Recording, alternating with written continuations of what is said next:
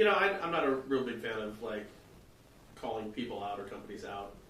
It serves really no good purpose. Okay. But I do find this really funny. What is it? It's so usually when you do these things, I go there, check out different sources, see what people are talking about. For those people who don't use Twitter, I love my Twitter account. Okay. I'm hooked up to every single. If I find somebody mortgage or real estate related, I hook into it, and it's a constant feed of stories. And you'll see trends that are going, and where stories continue to come up, like trended credit. Like that's a big talking point right now. Huge. And then every now and then you just run across something, and it's funny. So I'm going to go ahead and I'm going to post this thing down here. Okay. I'll show these guys what I'm talking about. And tell me what you think. Can I add in here? How do I add a link here, Andrew? Comment, share, like. Not gonna let me add a picture. You should just be able to comment. Yeah, in my comment, but it's not letting me upload a photo. There should just be a picture. Yeah, no, I get it. Do you see me? No, it's not. That's strange. Yeah, Go on over here. I've never. Go back to home. Click on home. Okay. And then I think you're in. Now you need to go here, and then it'll let you do your picture from there. Just click inside here. Yeah, but I want to. He wants to put it on the actual screen. I want to put it on the screen. Oh, sorry. Yeah, so try going. Go back here, and then just hit videos. See what it says live. And then if you scroll down, can we try hitting just the comment? And then try clicking in there. Even if you click in there, it doesn't let you. Oh. Huh. I guess you can't comment images onto the live streams. Which makes sense because on live streams that's live content. So if someone starts putting inappropriate images directly on live stream. All right. Well, I just got to explain it to you. So I was looking at this, and it's the ad says. By the way, Fairway is a company I'm totally down with. I dig Fairway. Great company. They're a great company. Great company. And so they say, we're delighted to welcome Nikki Eason to the Fairway team. So if you guys can see this, here's the picture. Okay? They've got half her face. It's like you get her from the nose down. We got Nikki, but you're only going to get to look at her from the nose down like she's in the witness protection program. It's like we like her, but not enough to show you her entire face. The great part about this is when you actually click on the article, there's a picture of her, and that is in fact half of her face. So there she is. I find that funny. Well, here's the problem. If you don't know how to use Facebook, don't use Facebook. That's somebody who has no idea what they're doing, sitting at the corporate office, that just made this great post about somebody coming out that doesn't know how to use Facebook. That didn't even go back and check and look and see what they had before they sent it to the world. Yeah, because I guarantee you that thing started out as a picture of her, but when it got published, all it is from the nose down. I was just commenting on this, Frank. I'm like, look at this. Fairway Independent Mortgage of the Carolinas would like to welcome Nikki Eason. I'm like, they like her so much they'll show half her face. Oh, bummer. And then you click on it and look at it really is her. There it is right here. Wow. It's just it's Hey, got you to click on it. It's just funny. I don't know. Yeah, that was the Got you to plan. click on it. That was the plan. All right, so what we're going to talk a little bit about today, and I'd like to get everybody's comments on this, so feel free to call us up at 707-330-1272. That's 707-330-1272. It's what our show is going to be on tomorrow, but we were talking about trended credit or alternative credit scoring models. FHFA with the GSEs, Fannie and Freddie, they just extended the comment period for trended credit or alternative forms of credit to be used in qualifying folks for homes. If you look up any articles on trended credit or alternative credit scoring models, they're always super positive. You're going to be hard pressed to find a negative article on this. And here's my problem. My problem is that every single article equates better with higher scores. Now that's not necessary. It could be better if a person in fact deserves a higher score. But when they're saying we'll put millions more people in homes and credit scores are going to go up by 12 to 20%. Well, what you're really doing is you're putting lipstick on a pig in my book. What are your thoughts on it? I don't like credit. I don't like trended data for a number of reasons. FICO may not be perfect, but I think it's worked pretty damn well for years and years and years. It did give us some precursors to some bad problems before. Sure. There's a reason why you've got premium pricing on poor credit loans. Yeah. And I don't remember, I was listening to you guys film earlier, what was the number? 200 and something thousand more Yeah. people could be in homes if you start using Trended data. Yeah. So to me, what that means is you're taking somebody who really doesn't qualify. Right. Now you're giving them a new score. It's a new and improved and light and whatever else score. And I personally don't like it. I've got a conspiracy theory about it. Sure. So we all know, we follow, we see what's going on. We see that the feds have tried to subpoena your Facebook history before. Sure. And Zuckerberg has said, screw off, I'm not giving you anybody's history. Well, if the 3 bureaus are in charge of collecting public information and credit information, if now you have trended data, which for people who don't understand this, is now part of your social media. So trended data is now part of what your job is. It's part of who you hang out with. It's part of what you do on Friday night. It's Right. part of all of that. Now you've just given a window into what is maybe not your private, but you have some sort of direction on who can see what it is. And now it's opened up to anybody who wants to see it. Right. Your public-private. Public-private. Yeah, so like if you listen to Pantera, you get a 20-point knock hit on your credit. It's going down. You listen to Rush, these days, it's a plus. In the old days, it was not. Right. Now you're a connoisseur. Now, it's a good thing. Right, exactly. So, No, but if paid you're- off. That Rush equity's paying off for me. But if you're a 20-something and you go out every Friday and Saturday night to the club, Yeah. now that's on your credit score.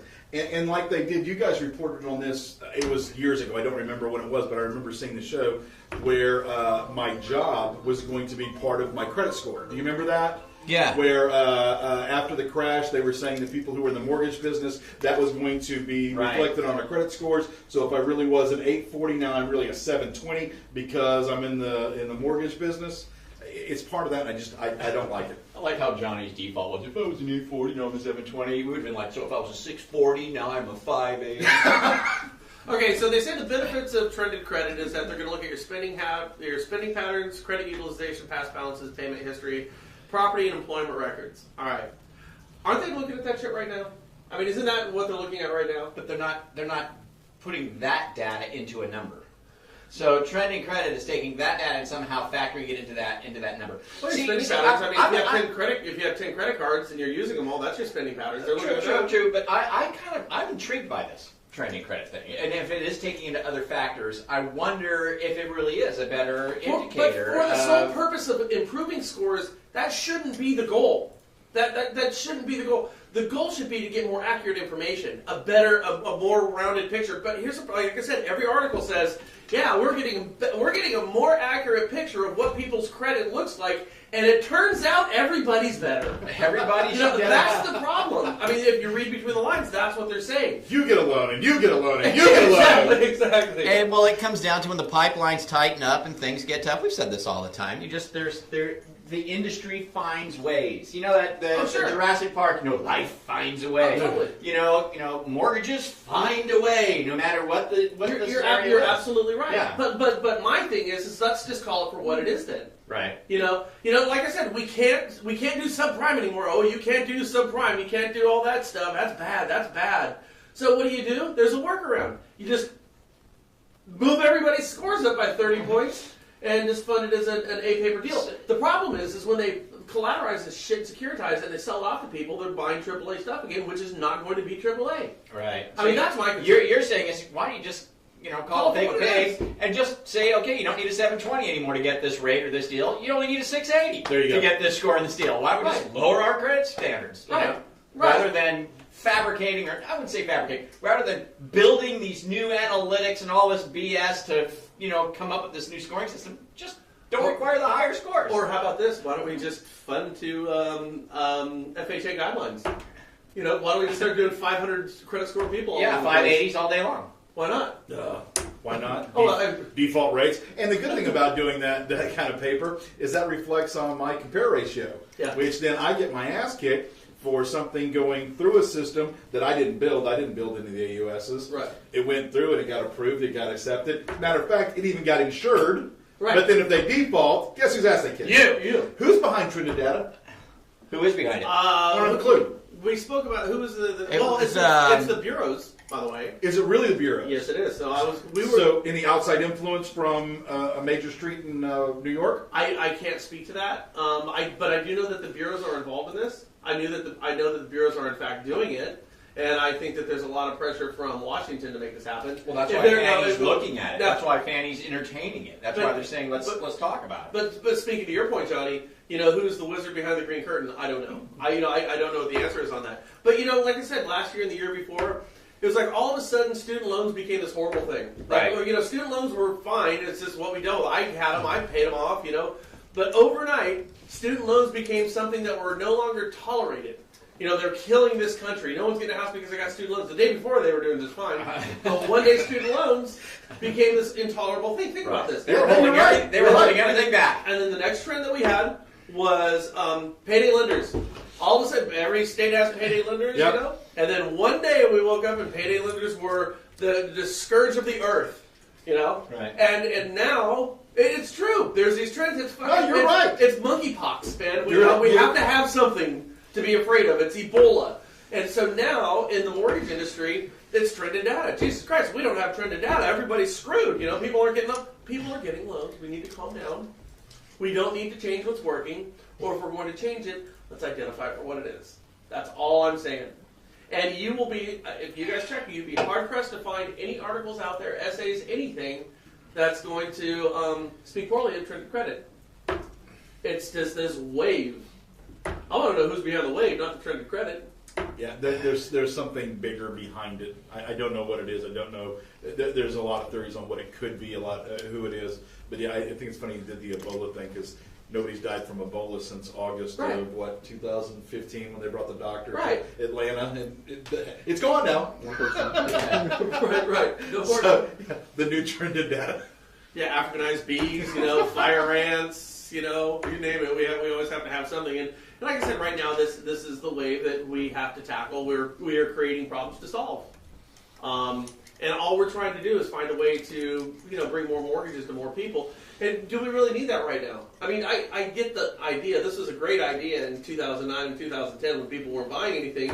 But with the shortage of housing out there right now and the fact that we've got 20 qualified buyers for every home that's being sold, do we really need to be opening up and offering mortgages to substandard borrowers? No. Do we have a problem with that right now? You've got an industry that is one of the biggest industries in the country, the mortgage industry, because it's directly tied to real estate, right? Who is hungry, starving, who is, who's, like we said, pipelines are dwindling, there's no inventory, there's no houses to buy, rates are high, nobody's refinancing. So you've got this money-starved industry that's very, very used to, funding a certain level of business and now has been for many, many years. Many years the mortgage industry has been just like the pig in the slop, man, enjoying a great, great time in the history of mortgages. Since when?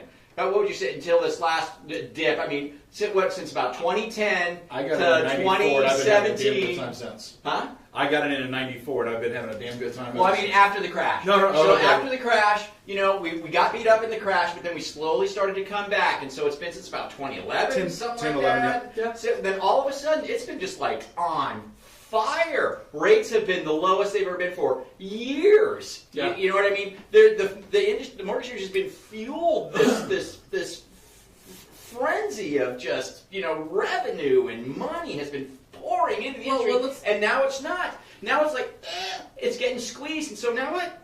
Just like you said, we have to find a way. But we can't go down. But the thing is, we need more homes. We need more homes. We don't need to lower our standards for credit. We don't need more qualified people. True. The truth we is, need more homes to sell them. Yes, we need more homes. Now listen to this. This is the type of shit that cracks me up. And I'm looking, by the way, guys. I look at mortgage news every day of the week, and I've been doing so for over a decade. But this totally cracks me up. This comes from the National Credit Federation. They say that TransUnion completed a survey that showed millions of consumers how they can benefit from trended data. See what I'm saying there? Yep. Millions of consumers who are going to benefit. What does that mean? That means we're going to be offering credit to those who in the past wouldn't get credit. Now, consumers, according to TransUnion, are going to qualify under 3 different tiers. Okay? They're going to be non-prime, prime, and super prime. What that means in yesterday's vernacular is shitty, good, and great credit. That's what that means. A paper, A minus paper, and subprime. Yeah. I swear to God, I've heard this before. Right. If this sounds familiar, it should. Now, if it scares some of you, it probably should as well. My thing is this doesn't scare anybody. Everybody thinks this is a bee's knees, man. It's the greatest thing going on. And I'm saying that we just need to sit back and actually look at what the hell we're doing and learn from our mistakes in the past. And just dressing this thing up and putting lipstick on this pig is not necessarily a good idea. Now, here's a question for you. Yeah. So, if there are more buyers, cost, Yes. cost and demand, if there are more buyers in the market now and less inventory, what does that do to home prices? It drives them up. Drives them to the roof. But you guys tell me every day how the pricing in the States needs to come down so we can get more affordable housing and get more people into housing. Right. So if now the housing prices are going up, what does that do?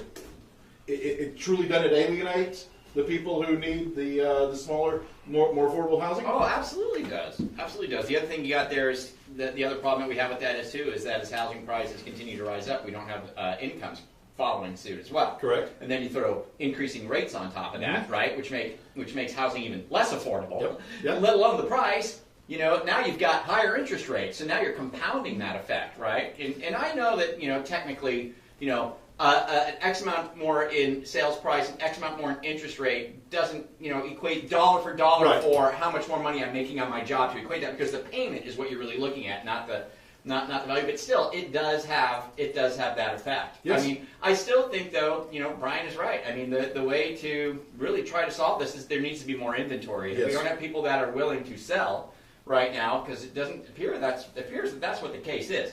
Everybody knows now's the time to sell, but we just don't have people stepping up and selling. They don't want to. They don't feel like moving. They don't feel like they have to continually do the house juggle, whatever the case may be. So the resale market is kind of stifled right now. So where do you have to go from there?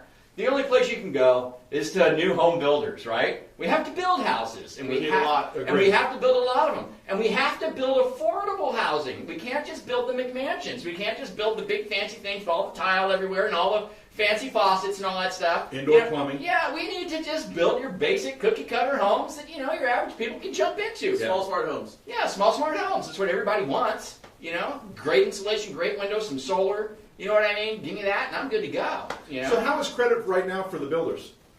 I never asked that question. So do they have open credit? Why are they not building when they need to be? Because we know that we've got the land. We know we have the resources. There's a little bit of a labor problem. Labor's a big problem. Labor's huge. Maybe in other places. I don't see it. I know, you would think you Where would I see live- this as an opportunity. You would think builders would just be like, oh, baby, I'm going to buy as much land as I can buy right now, get as many building permits as I can get right now, and start selling the crap out of these things. Because you would think that, you know, that's how it would go, but I'm not really sure. According to Realtor Magazine, this is the best time to sell in decades. We're at a 10-year high in the fourth quarter of 2017. Sellers saw an average home price gain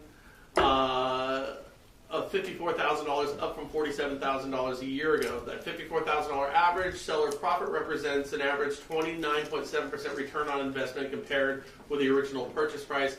It's the highest home seller return on investment since the third quarter of 2007, which, if I'm doing my math right, was right before the crash. Correct. So, yeah, and you know, we've seen this before. You know, NAR did a report on this. 74% of the people think it's a good time to sell their house. You know, Zillow did a survey where, you know, the appraised value and expectation of what that sales price would be are closer now than they've ever been. So it appears as if the market is ripe for a lot of people, you know, jumping on board and cashing in on some of their equity and selling their houses. To be honest with you, I think the biggest problem there is our real estate. Not you, the other ones, not you. Real estate agents need to get out there and be more aggressive and try to list homes. They need to be working neighborhoods more. If you're as a real estate agent, you stand to make 3 to 6% on a $500,000 house. You know, you're looking at 5 digits in income if you can convince somebody of what they already know. And if you're looking at 10 houses and you know that 7 of them think it's a good time to sell, wouldn't it be a good idea to spend your time? Here's the caveat. Trying to sell those homes. Hi, who do we got here? From Michigan.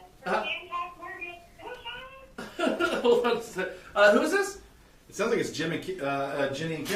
Jenny and Kim, what's going on, guys? Gals? You're not plugged into these for some reason. Yeah, I am plugged into those. Andrew, we need tech support. IT. So, what's your weather like out there in Michigan? We got to get these to work. I bet you Brian has Bluetooth on. It's extremely frigid.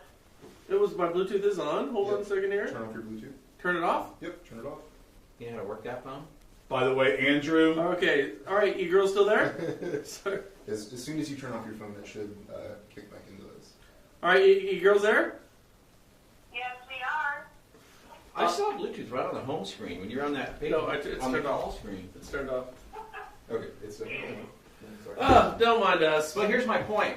So NAR did a survey. They say 74% of all people, or of homeowners, feel like agree it's a good time to sell. That doesn't mean they want to sell. It just means they agree, yeah, it's a good time to sell. But you're not. Yeah, but that's a huge pool. But I mean, I'm just saying, there's a percentage of people, and probably a very large percentage, that says, no, I agree, it's a good time to sell. It doesn't mean I want to. But now, if I was interested in selling, I mean, now would be a good time. But this is the time to be hitting them up. And like I said, your return on investment, your time spent doing this, is you're rewarded handsomely as a real estate agent. So are you gals in Detroit? Where are you at? We're in Beck Creek. And where? Imperial City. Oh, okay. Now, what's the market like up there? Oh, it's extremely frigid here. Snowy and cold, buddy. Are you lenders? Yes, we are. We work for Hancock Mortgage Partners. Oh, okay. I gotcha. So, how's your personal business looking right now? What's working for you and what's not? Social media is working for us right now.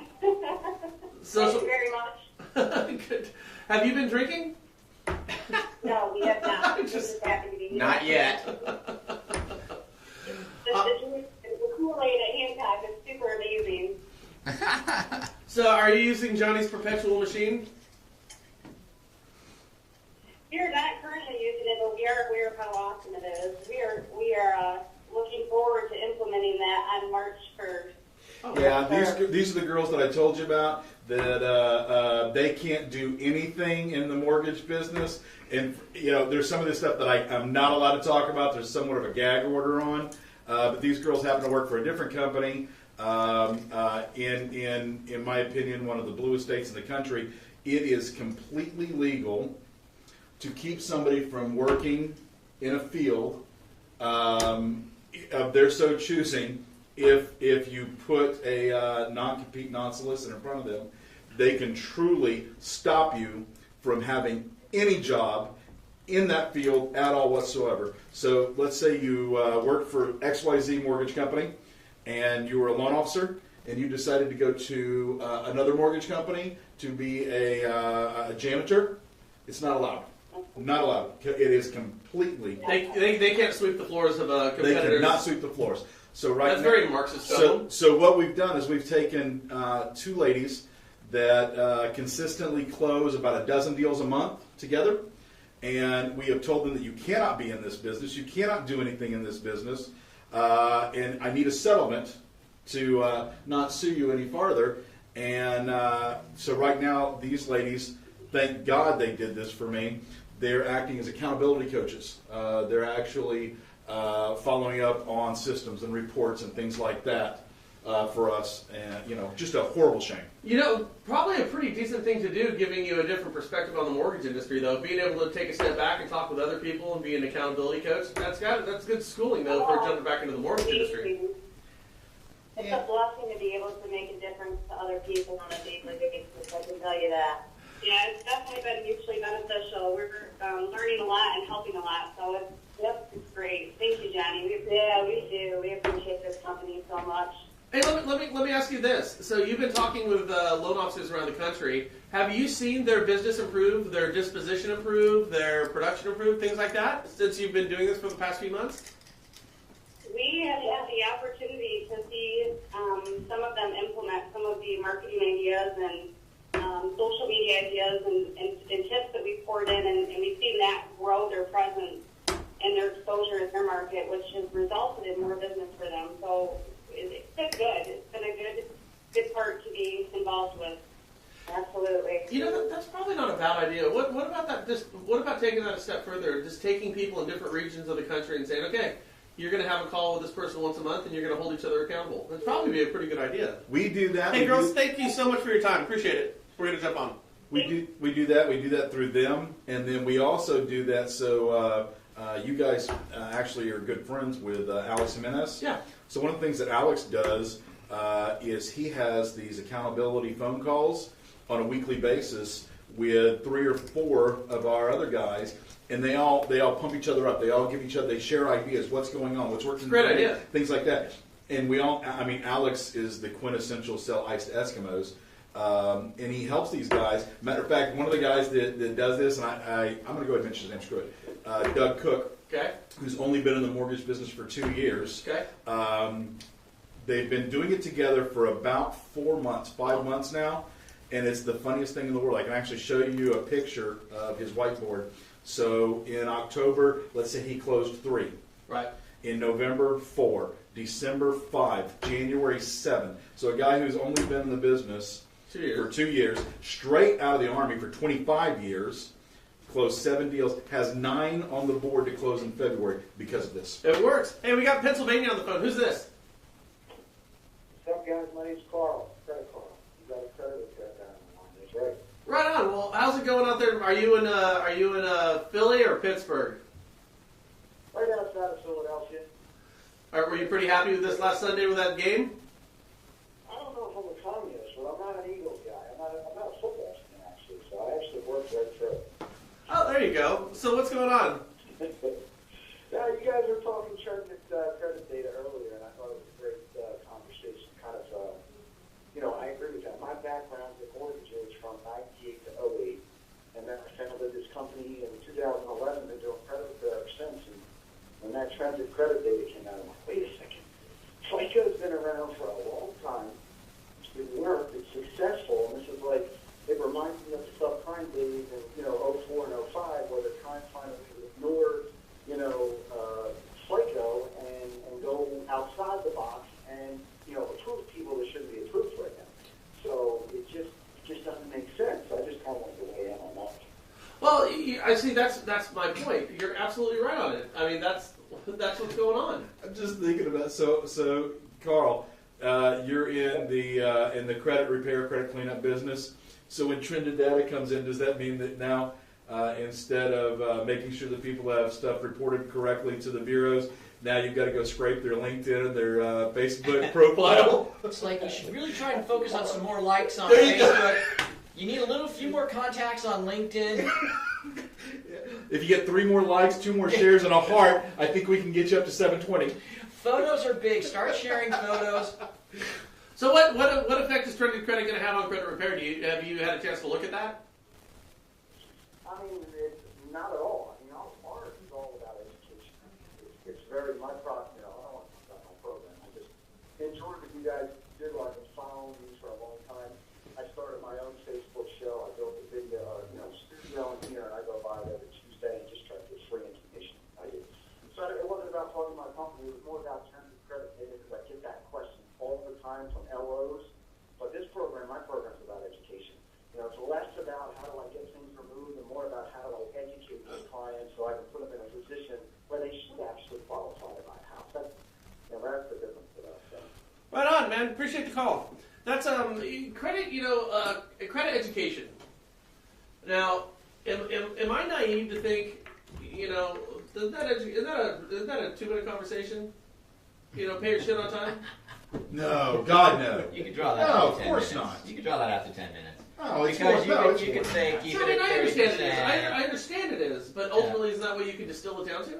No, and guys like this are the ones that tell people who have a 619 credit score that have no lates or anything on their credit, you'll never get over a 620 until you open up a revolving account. And if you don't have a revolving account, because there's still a lot of people, my dad was that guy, that everything was cash, no revolving debt whatsoever. So no, we need those guys, and I think that there's a lot more. By the to way, it. don't misconstrue me, Johnny. I'm not knocking. I know you're not. Education, but it ultimately comes down to that, though, right? You paying your bills on time. For the most part. Well, For the most part, but you get a $10,000 credit card. Why do you have a $10,000 credit card if I can only put $5,000 on it? Well, so your balance is less than 50%. Your credit scores are going to go up. 3,000. It's three. Okay. It's 30%? Yeah, 30% or less is what really drives it through the roof. So why would you have a $10,000 credit card to have $3,000 on there? You The don't common need person to. doesn't know You that. can have a $1,000 credit card, just leave $300 on it. Yeah, It's but going to do the same thing. But now here's the deal. So this would seemingly support the whole idea of trended credit because it's going to be taking into consideration, a lot of these intangibles that maybe our current FICO system of scoring isn't doing. It's going to say, all right, you have a minimum $15 payment, but you're paying $100 a month. You paid this thing off in 3 months or 2 months, and that's gonna boost you. So maybe in that sense it's better. But then again, all it's going to do is help the people who don't need help, right? Yeah, well, the way you just presented it, yeah, that would be the case. I don't know. Like I said, I don't know either. I think we just if you're gonna fund a 580 credit score guy, fund a 580 credit score guy. Don't tell me he's a 620. That's my thing. I love that. Don't tell me he's a 620. You're right. It's true. Stated credit score. No, he's better. You see, because this one goes to 11. No. Stated income, stated assets, stated credit. Bring that back. That was fun. Those were the good old days. Johnny, what are you seeing for self-employed borrowers? People who are writing everything off. Is there anything out there for them? Oh, yeah. There is. There's a lot of bank statement programs. Angel Oak. Angel Oak is incredible at it. There's a couple that are trying, and you got to be careful. Some of these investors that are doing it are doing a really poor job.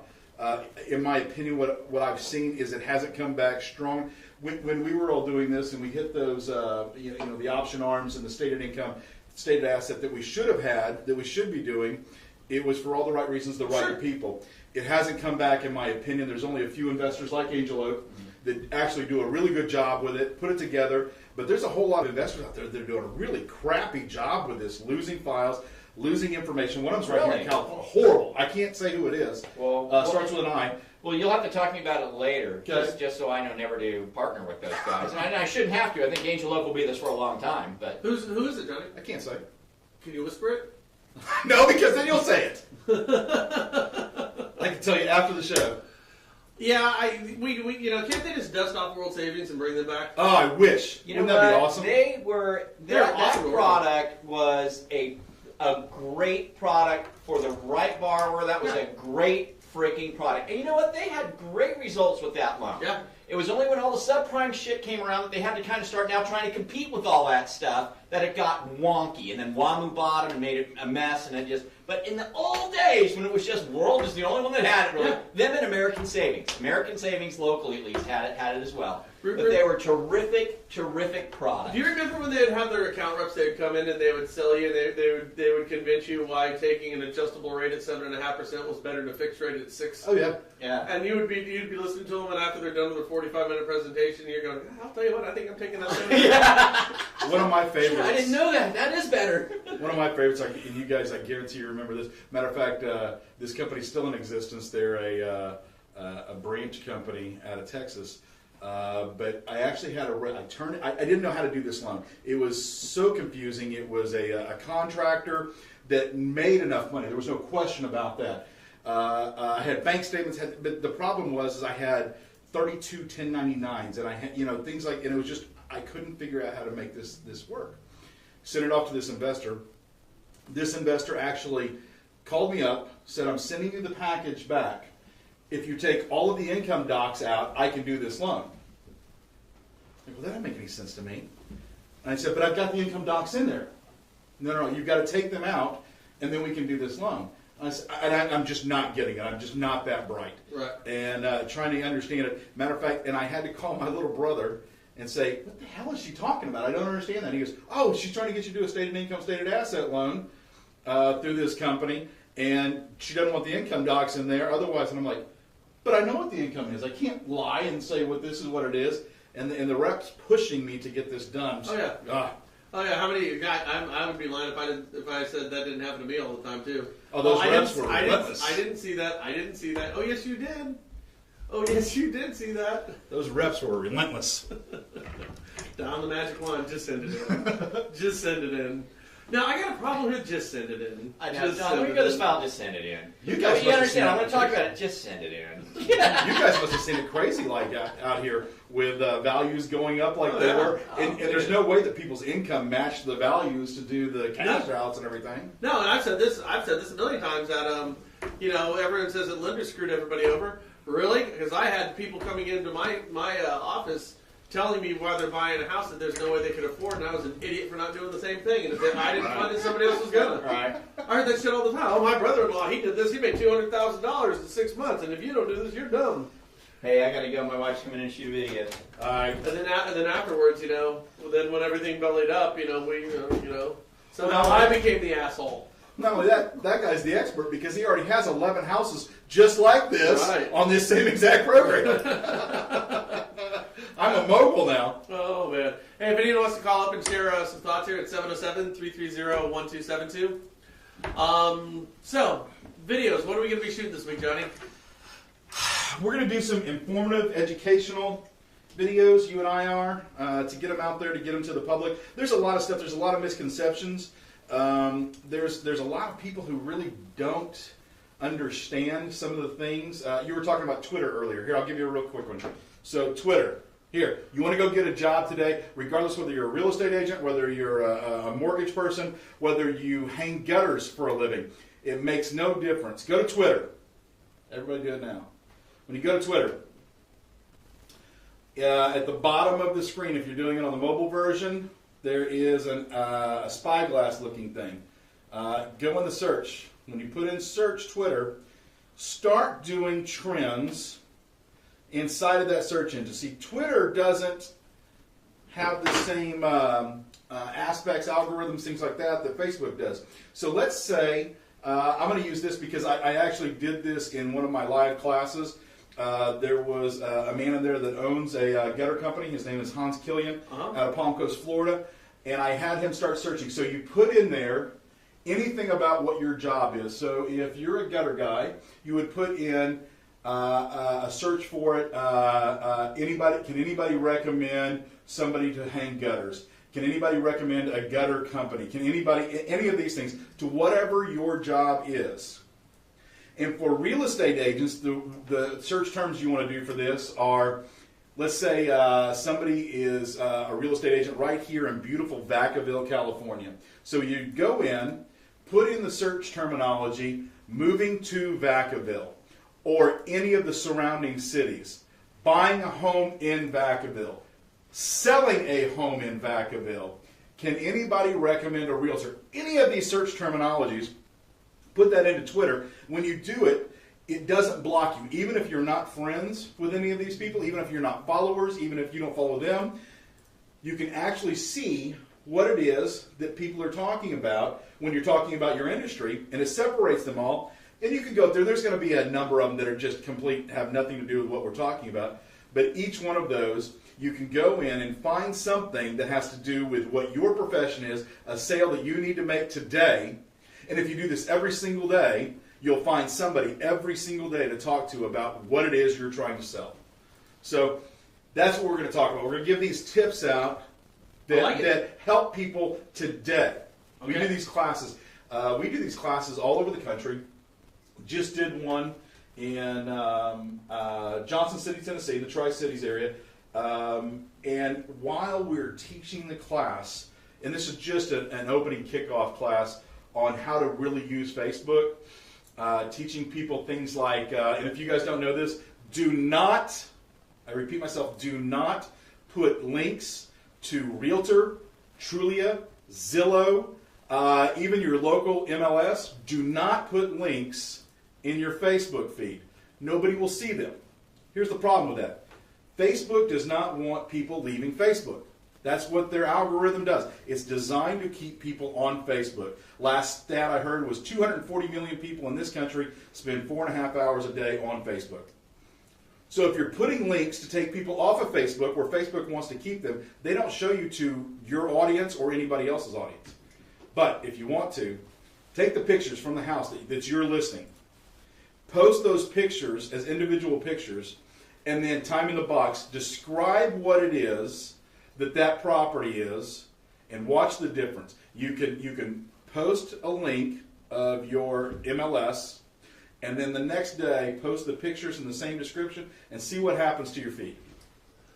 So you're going to get more straight from the pictures. All day long, because people, what Facebook wants is they want people to interact. They want engagement. They want conversation. They want emojis. They want GIFs. They want people's opinion. They want to keep people on Facebook. So they want positive, good things, which is what the whole thing was built for. You know, it's interesting. I've had my last 3 ads that I did. Yep. They all got denied. You're doing things For very odd reasons. Facebook, and it changes quite frequently. The last time I had an ad denied was probably, and let's say, I run about 700 pages, maybe a little more. I run advertisements to probably 80 to 120 pages a day, and I haven't had any ads. I've got my own Facebook rep in Austin, Texas that works for Facebook, but none of my ads have been, because I listen and I watch what they want. The last time my ads were done, it was a huge deal. Everybody was doing this. What Facebook didn't want is they didn't want anything that could be perceived as derogatory. Right. So in my ads, it said, are you trying to buy a home and you keep missing out and it was one of those things. And when I look back at what they were saying, it could definitely be seen as derogatory because I'm pointing somebody out, and it's not in a positive way. Yeah, mine, I showed the picture that we did from our last year's get-together. Yep. And it came back and said, you're showing interracial people together. We need to make sure that you're not doing something that would be considered bigoted. I'm not kidding you. I said, well, on quite the contrary. And so I had to put it in for another review, and they sat on it for 3 days before they approved it. Well, in theory, aren't we all interracial?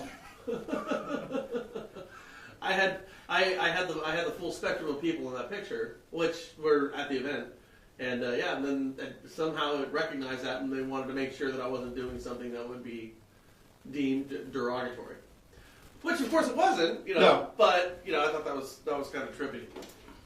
So you're a big fan of what? Do you have a good ROI on your Facebook investments? Beyond. So on any given month, and it goes with the same trend.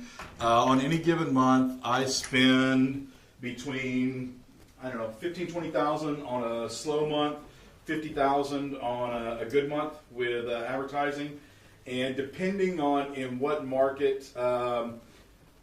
Let's say one of the best ROIs I can ever remember was a few years back before the market got saturated. I think Chad Prio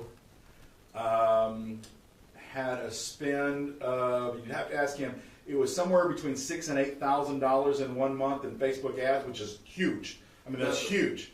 But for $250,000 ROI the following month. Oh, so really? in July spent $6,000 or $8,000. In August closed $250,000 kind of thing. Really? Yeah. What about Zillow? I can't stand Zillow. We probably shouldn't talk about Zillow. Okay, but have you spent money with them before? No, refuse to. Any business that steals listings away from an agent that busts their ass to get a listing and then sells it to some other agent, same office, different company. I've got no tolerance for that. I think it's theft. It is theft. I think so too. Okay, I didn't know what the general consensus, the feeling was, and I don't want to cause any problems. But I cannot stand what they do. I think they're horrible for this industry. Cheers for them. They made $1 billion last year.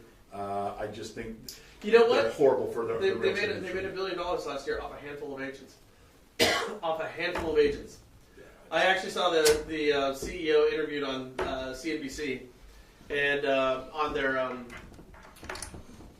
discussing his earnings reports, and he actually said that we want to work with fewer agents. They're not trying to get more agents; they're trying to get fewer agents and milk more out of them. Mm-hmm. I thought, what a peculiar way to go. Here's what I always wondered: so if they want to work with fewer agents and milk more out of them, and there's 1.8 or 2 million real estate agents out there, I've got to think trying to find a way to get $20 out of all 2 million agents would be better than trying to get 2,000 out of 200 of them. You know what I mean? I mean, apparently they know what they're doing. But I agree with you. I think their business model is exclusionary. It comes at a significant cost of most agents to the benefit of very few. Look at NAR. They do very little for their agents, but they charge them $99 a piece to become a realtor. Which, by the way, I'd be curious to hear from real estate agents about that. I'd love to. I hear pushback on that, but you're basically paying for NAR, who has a political position. What if you don't support that political position? Now, I know that what they're going to say is, well, we have our political action committee, and you can go ahead and donate to that if you choose to. PAC 99, strongest PAC in the country. But then again, NAR says we're the largest trade organization in the country, and there's a reason why they're in D.C. They're a political organization. I don't know. And again, for your average agent, they hold them to a higher standard of ethics because you took a test. Really? And your check cashed. Right. I got news for you. I'm not saying, now this may be a bad comparison, but Charles Manson can also pass the test. I'm just saying. Not anymore, he can't. Right, exactly. So anyways, guys, all right, well, I think it's about time to wrap this thing up. We've been here for an hour. I think it's been kind of cool. We'll be back actually again tomorrow at around 11 o'clock. Again, feel free to call in at 707-330-1272. Put it on your calendar, 11 o'clock Pacific Standard Time, within a few minutes, depending on when we wrap stuff up over at our other office. Johnny, thanks again for being here. Thanks, Bert. I appreciate it. Good stuff. Andrew, thank you. Thank you, Andrew.